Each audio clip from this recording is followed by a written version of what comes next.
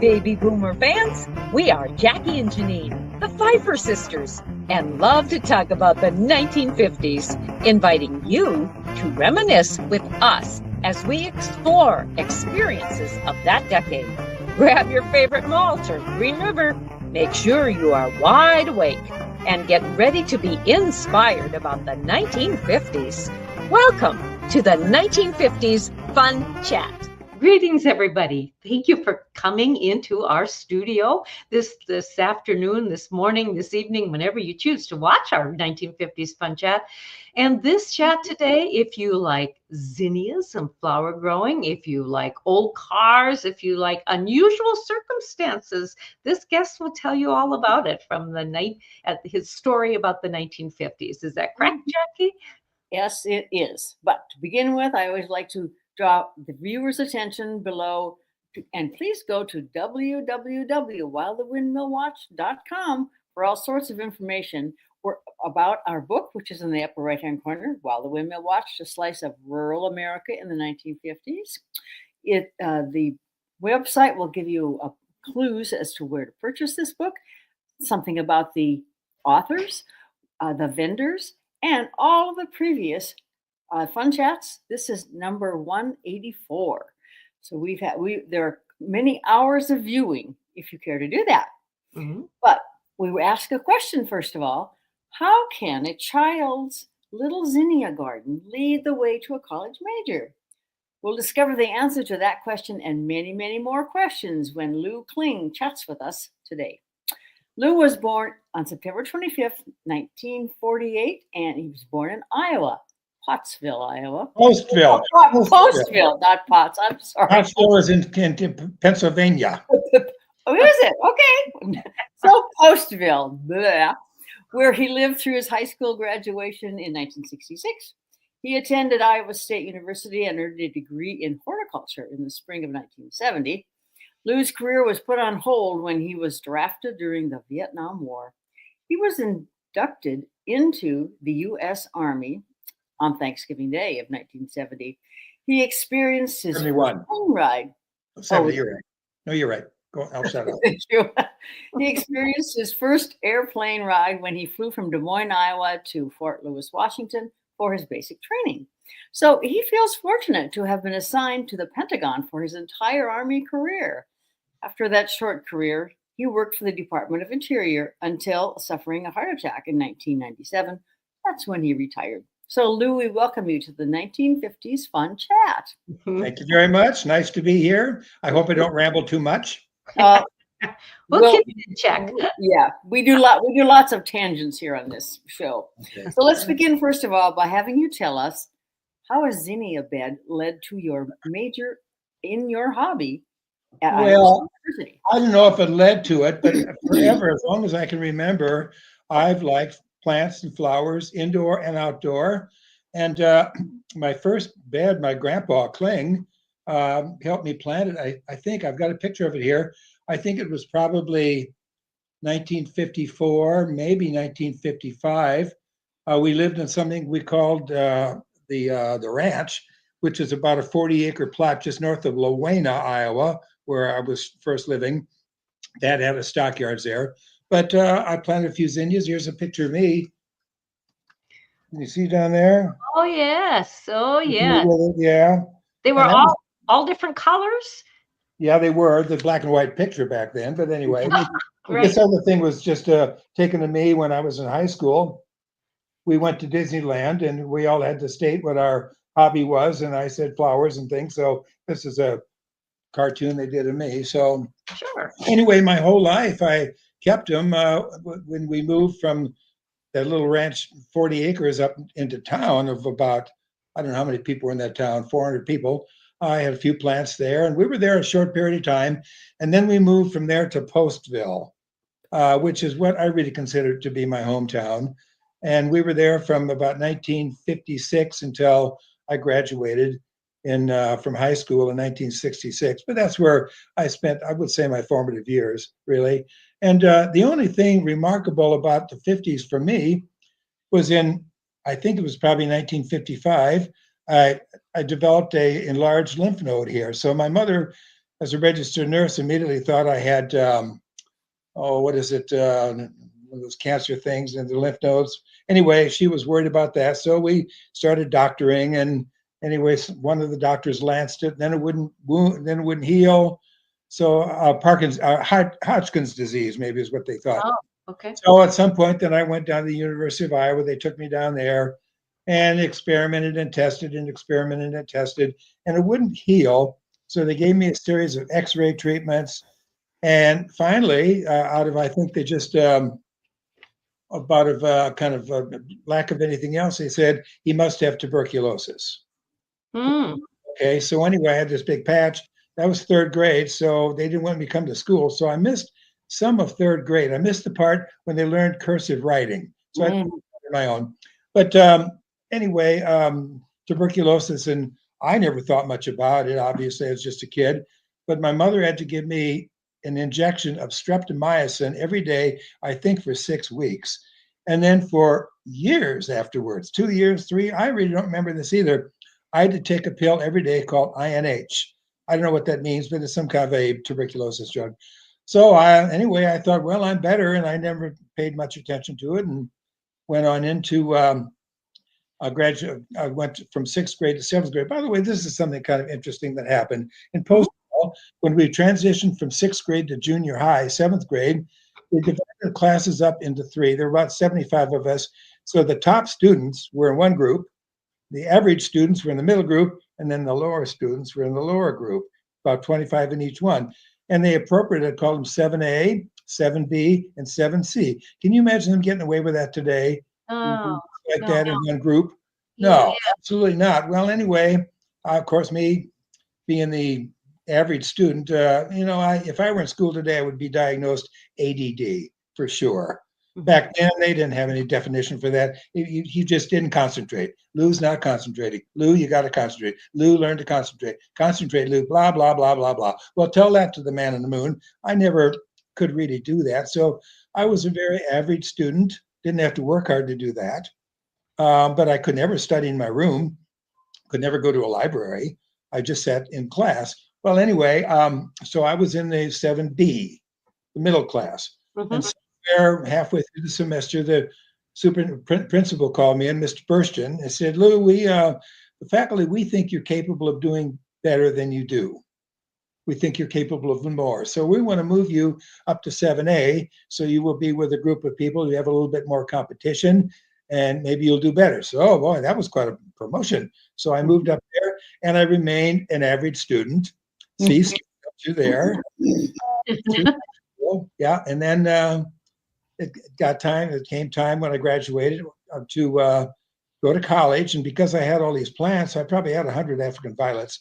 And I also had a little outdoor garden, probably 25 by 25. Dad called it Happy Acres. So I did that. Nobody told me I had to mow the lawn. I just did. I enjoyed doing that. And so I'd never heard of Iowa State University. Back then it was Iowa State College. And I never heard of horticulture. Didn't know anything about that. But my dad said I should go to Ames to learn about plants. So I don't know. I think maybe it was the counselor in high school that said, well, you're talking horticulture, and he helped me apply, and I was accepted. And Dad brought me down here, and I learned about horticulture and graduated. Very average 2.35 student, but I did get in 4 years. I did that and enjoyed it. And then the thing is, my senior year, I think it was December of '69, there was the first draft lottery. So we all gathered in the den and watched there as our numbers were pulled, and mine was pulled September 25th. I was number 149, which at that point pretty much guaranteed that I was going to get drafted, which I sure as hell did not want to do.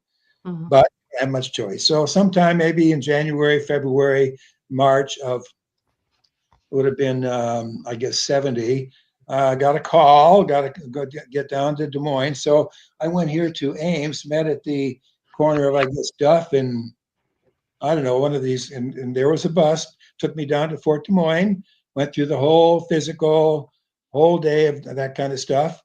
And then we had to answer a lot of questions, written questions.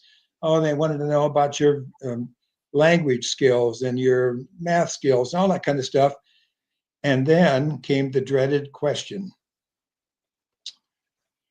The question was, do you have, or have you ever had bone spurs? I thought, oh God, what's a dilemma? What is my choice here? If I'm honest and say yes, I will be summarily rejected and sent back home to tell my family and friends why I was not allowed to go in the military. The alternative was to lie, say, nope, never heard of it, don't know what it is. That would make me fully eligible for the draft, which I didn't want to do either. But that's the option I took. Now, to be honest, it was not about bone spurs. It was a sexual issue, but we'll leave it at that. Mhm. So anyway, I then graduated, I guess, May of 70, and went back home. By then, my folks had moved to Claremont, and hung around there for the summer, waited to get the call, which did come. And I think the day before Thanksgiving of 70, I had to get up to Waukon, Iowa, to the courthouse in Elmwood County. And there was another guy from Elmwood County. His name was Keith Johnson. So he and I rode the bus from Northeast Iowa down to Des Moines, where we did some final stuff and got sworn in. And we were supposed to spend that day flying from Des Moines to Fort Lewis, Washington. But for some reason, there was not room on the plane for two people. So my name was selected randomly. Whoa. And they called me in and said, you pick somebody, you'll spend another night here. So I picked Keith, and the two of us were taken down to the YMCA in Des Moines and had supper there. And the next day we got to the airport and we flew out to Fort Lewis, Washington on Thanksgiving Day. I had turkey and gravy on the first plane ride I've ever had in my life, and got to basic, and basic was really okay. It was a lot. I thought it was going to be about 90% physical work and about 10% BS, but it was the other way around. It was about 10% physical work and about 90% BS. They taught us how to brush our teeth and all that kind of stuff. Yeah. But anyway, I got through basic. Here's when my luck continued. They tell you when you're in basic training, never volunteer for anything, never. Well, one day the first sergeant said, can anybody here type? Well, I can type. So I spent some time in the orderly room typing. And when it came time to be assigned an MOS, a military occupational specialty, I drew 71B, which is clerical work. So I dodged a bullet there. I was put on a plane and sent down to Fort Ord, California, to clerical school, where we learned 4 different things: more typing, how to compose DFs, disposition forms, which is a military version of a memo. And then I also learned something kind of new. Back then, it was key punch. Remember the old key punch machines? Gee, I wanted to bring in some key punches. Anyway, so I learned how to do that, and turned out I was the honor grad of key punch school. So I had breakfast with the colonel before we graduated, and somewhere in there he said, do you have any suggestions for the Army? Me? Suggestions for the Army? I said, as a matter of fact, I do. I said, I think the military could do a better job of matching people up with their skills. There's a guy in my barracks, actually from Clayton County, I knew the name. I said, he's an attorney, graduated from the University of Iowa, he's a lawyer, and he's here learning how to type. Oh, well, what's his name? I said, well, his name was, I wrote it down here, Kevin Nayland from Elkader, wrote it down.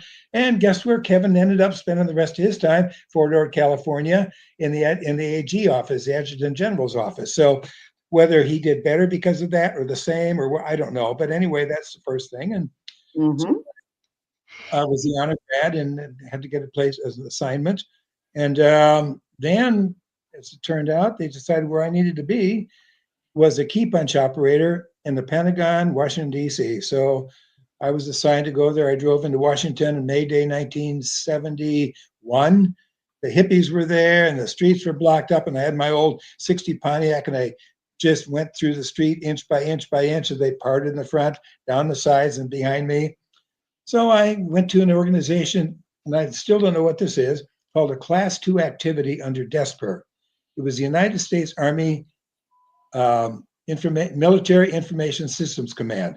We were a white-collar organization. We wore Class A's every day, 9 to 5 or 8 to 4:15, and we did all the personnel work for the military.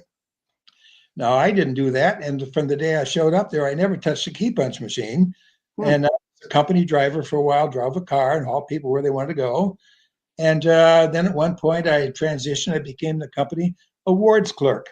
I wrote military award justifications, got them approved, set up the ceremonies with General Cash, took pictures, that kind of stuff. That's what I did until I got out of the service. Now I was promoted to an E5 after 14 months, really almost unheard of anywhere else.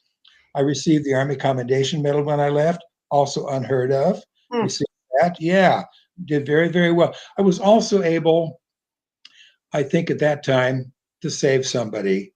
And I know this guy's mother certainly thought I did. And he calls me to this day to thank me for doing it. But because I was at that command, a friend that I'd gone to grade school, high school, and college with, Bill, brilliant, very intelligent, graduated with electrical engineering here at Iowa State, and then went to Columbia, New York to get a master's. And so he got conscripted, got drafted a little after I did. And at one point, he was in New Jersey working for Bell Labs. And I told my commanding officer, so I've got this friend, told him about him. He said, have him come down sometime and bring his resume. So I called Bill, and he drove down from New Jersey, long hair, and talked to Captain DeMoore. And that was the end of that. And then Bill went to basic. And Bill, when he got his MOS, it was infantry. Oh. Yeah. And then when they were getting ready to leave, the commanding officer, Berling, get up here. Come here, come here. So Bill went up there and they said, your orders have been changed. You're now going to Washington, D.C. Oh. So his mother would call me and thank me for that. Yes. And to this day, Bill calls me. So, yeah. Anyway, so I'm certain. Am I talking too much? Lou, did you, in basic, two questions, in basic training, did you ever feel that your commanding sergeants or commanding officers were in your face and it was really hard to deal with them? No, they were tough, but no. There was one, a lieutenant, he was in charge of supplies, and he was a worthless character, but all the NCOs were good, and it was fine. When I got out of there, I was in better shape than I ever had been before. Yes. But no, I didn't feel intimidated. I didn't like being there much, but it was not cruel or anything.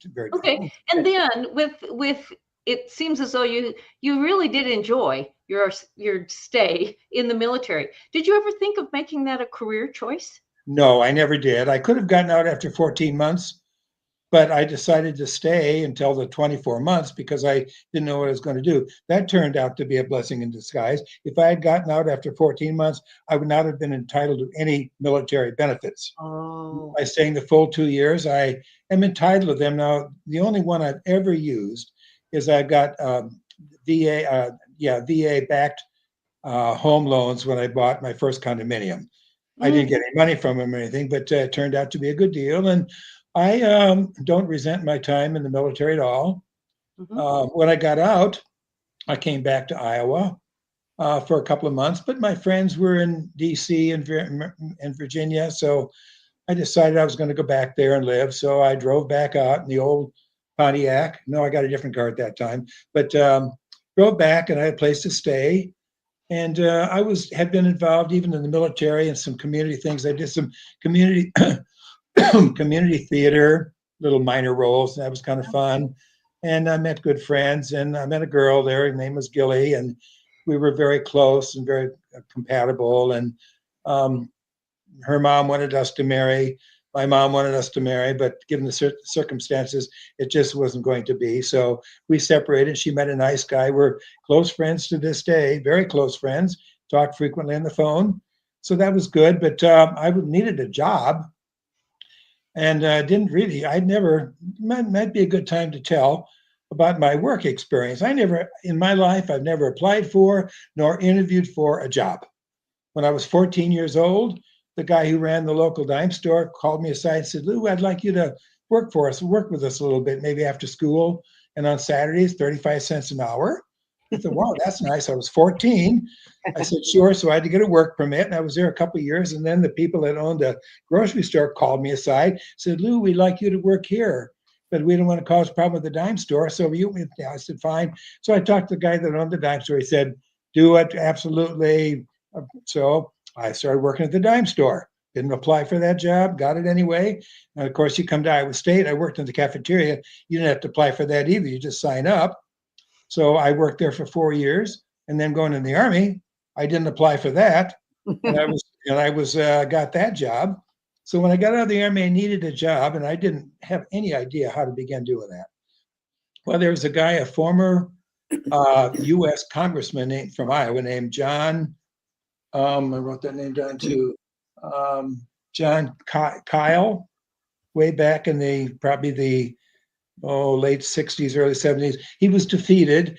And then that was during Nixon administration. And then during the Ford administration, he was appointed as a special assistant secretary at Department of the Interior. So I called his office one day and left a message, and he called me back that night. I happened to be home. He said, yeah, Mr. Klinge, this is John Kyle calling, returning your call. I said, Mr. Kyle, thank you for calling me back. I said, I'm a nice boy from Iowa. I graduated from Iowa State University.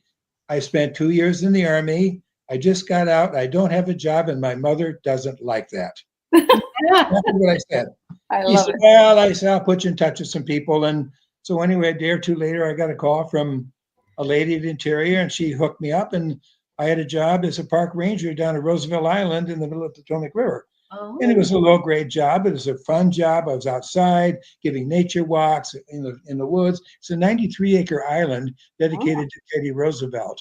So I was there a couple of years. When in the wintertime, you work in an office, and I needed to move on. So one day I went down to the main Interior building, walked in the front door, went to the first personnel office there, which was the Bureau of Land Management, and went in, and they hired me on the spot.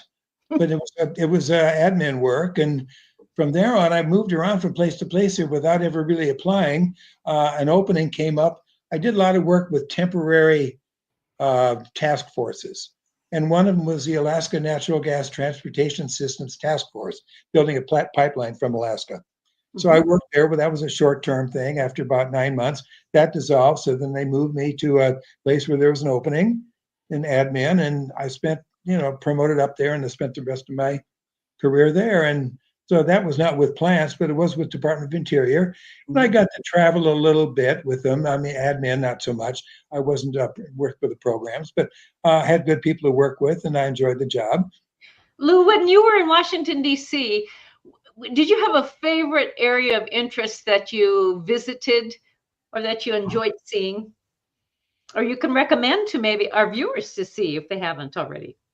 Well, I guess I hit all the museums, a lot of them there. I don't know what to tell you there. Nothing really stands out. I had friends and did a lot of things, like I say, with community theater and some music and singing. So otherwise, when you're there, living there, I think I can see that tomorrow. So then you don't do it, So, but I got familiar with the city, and on top of that, most of the time I spent in Northern Virginia, which is just across the bridge. But I was much more familiar with that than DC. So, but go ahead. Oh, I know what I was going to say. I also learned traveling. Am I interrupting? No, go ahead. I was just going to say, continue on. Yeah. Okay. I when I got out of the Army, I was fairly young. I was still only 49 years old. I mean, when I got out of Department of Interior, young, I retired very young. So I began traveling. Now, I would travel with my family when I was growing up. So I've now been to 48 of the 50 states. I'm still missing Mississippi and Alabama, but I've been to all the other ones, including Hawaii and Alaska. And then I began doing some international travel. So I've now been to all 7 continents. I've been to well over 50 states. I've never really counted them up, but I've seen most of the world and not seen the world. I've got one area I still wouldn't mind going to. That would be the Nordic countries, but travel anymore is kind of a pain in the neck, airports. And so I don't know whether I'll do that or not. I'm now 76, but I did a lot of traveling, and have enjoyed that very much. How do you feel that your life in the 1950s prepared you, other than the plant and the horticulture emphasis? How do you feel, though, your life as an Iowa farm boy or small town boy prepared you for life as an adult? Actually, I would say it did the opposite. Ah. To tell you the truth.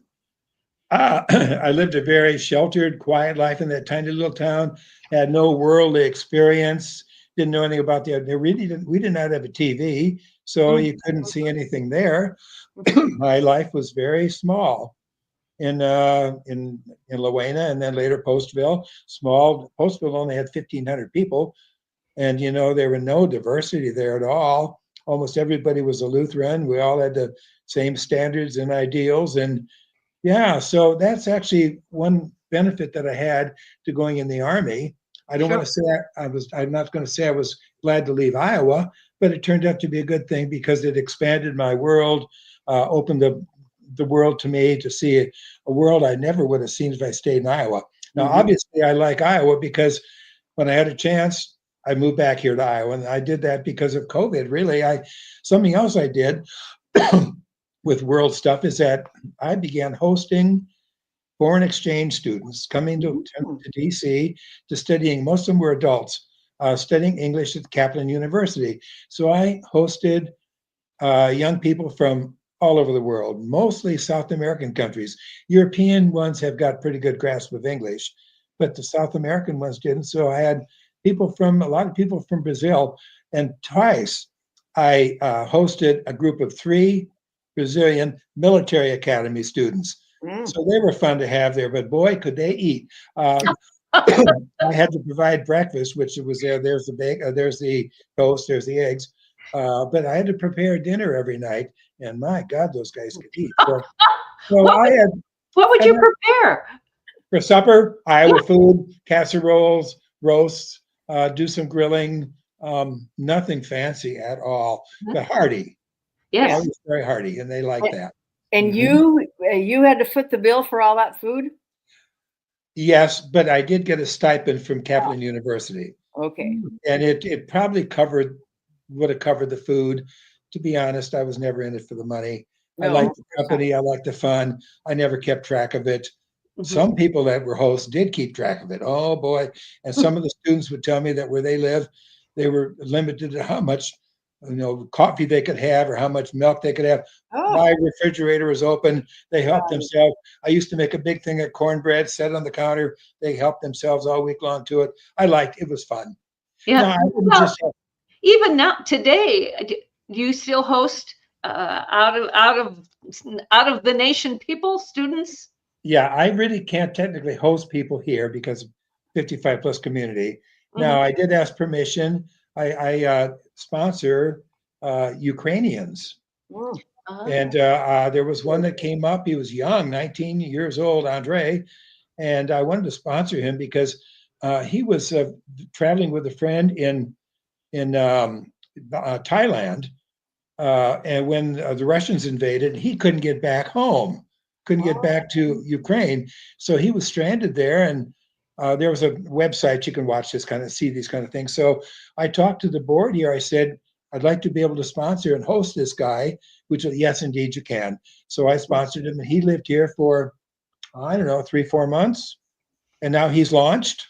So and he's now in New York working there and going to school at the Fashion Institute of Technology. So that's all doing well. I've sponsored about 10 other young people. Most of them, what they said, I just need paperwork done. I'm going to live with my brother in Minneapolis. I'm going to live with friends in Florida. So most of them have done that.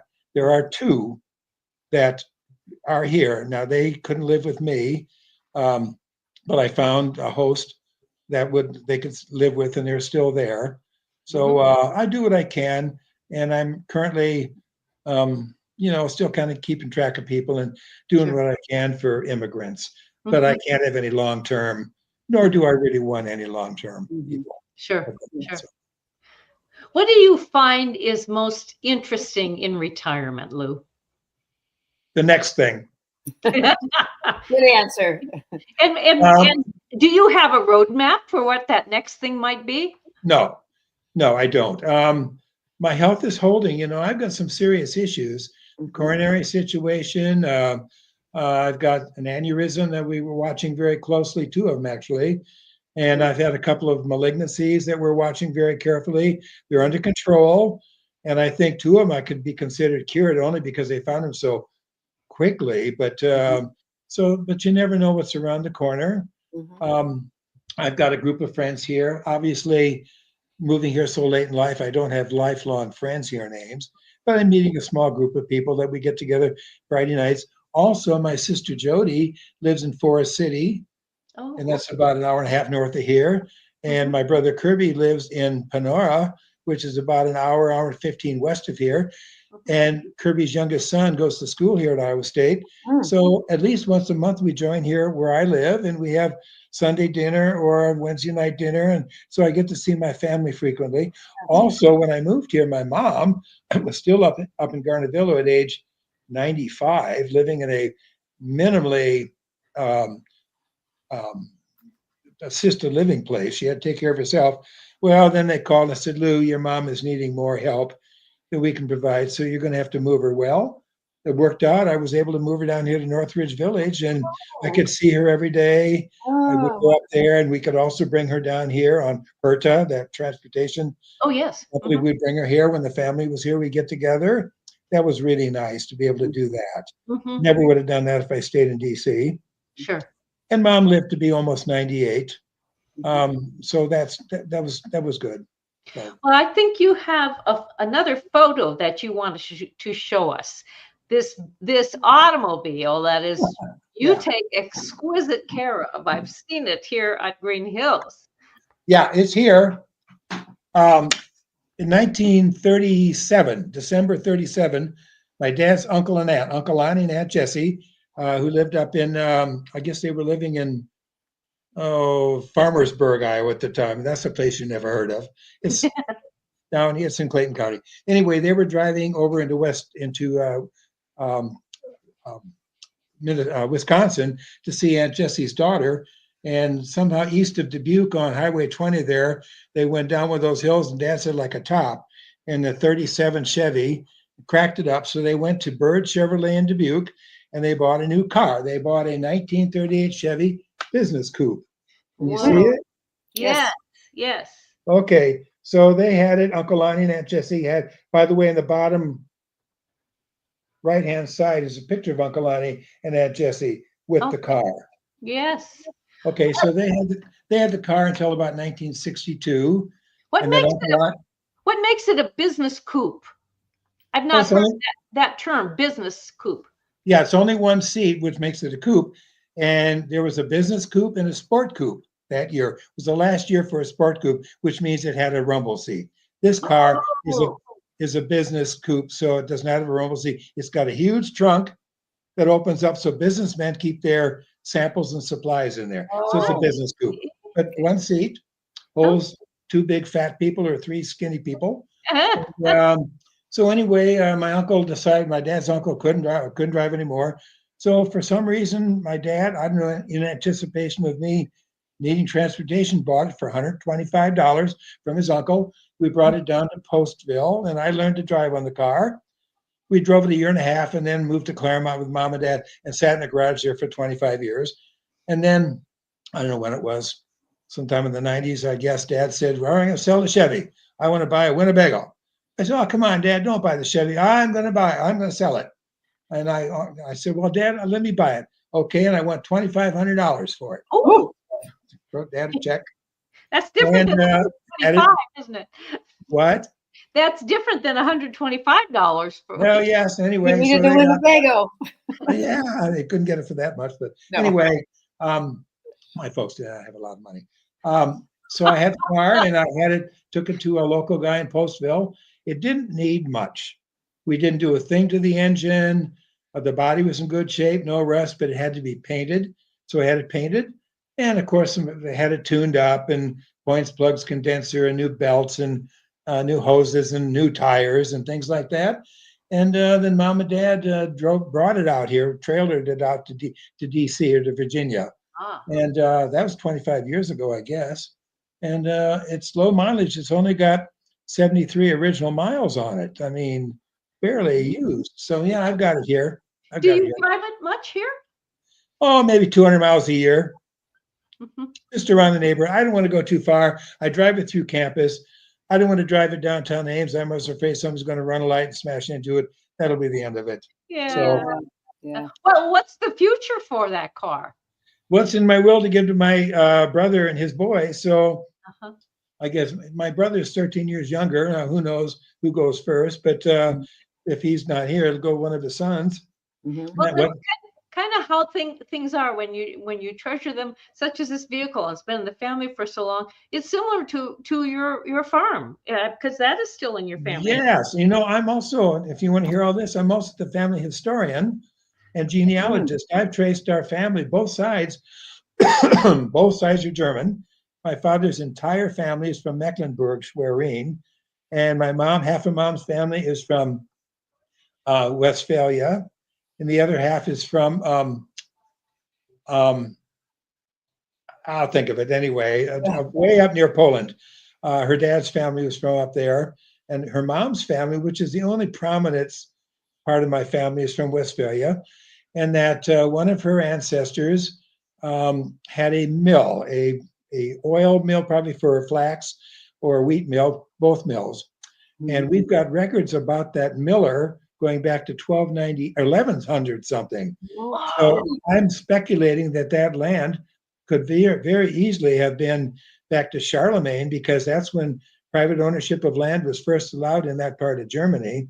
And since it was in the family in the 1100s, chances of it being there in the 900s, I think, are pretty good too. So that was passed down from generation to generation to generation.